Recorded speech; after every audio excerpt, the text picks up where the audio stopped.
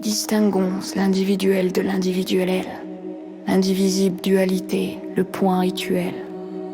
L'individu moyen perd ses sous-systèmes, dans une hygiène mentale, loin des vieux thèmes.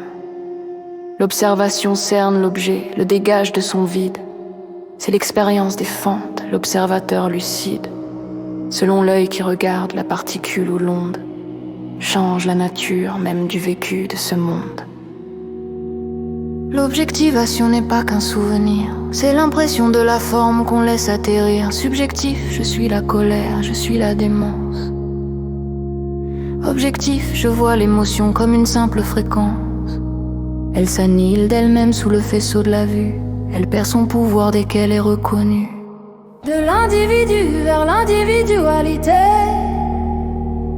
l'incohérence interne se transforme en clarté.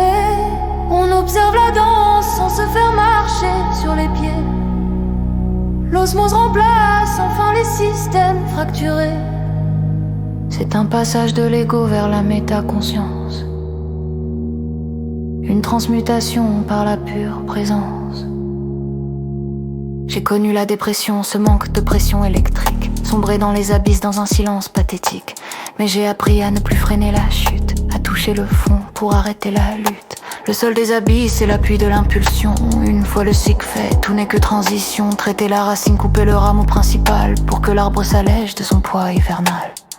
La colère émotionnelle est une courbe qui s'imprime. La colère vibratoire est un pic, une cime.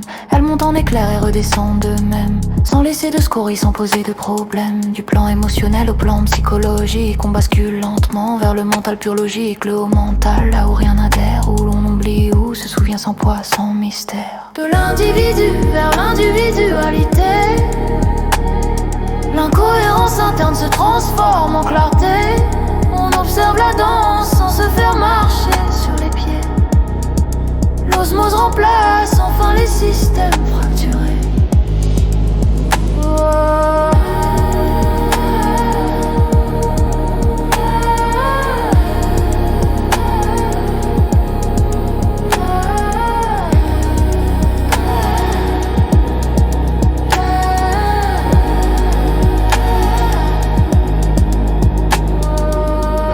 Pensée cristallisée, pas d'écran mental. Juste la présence sans besoin de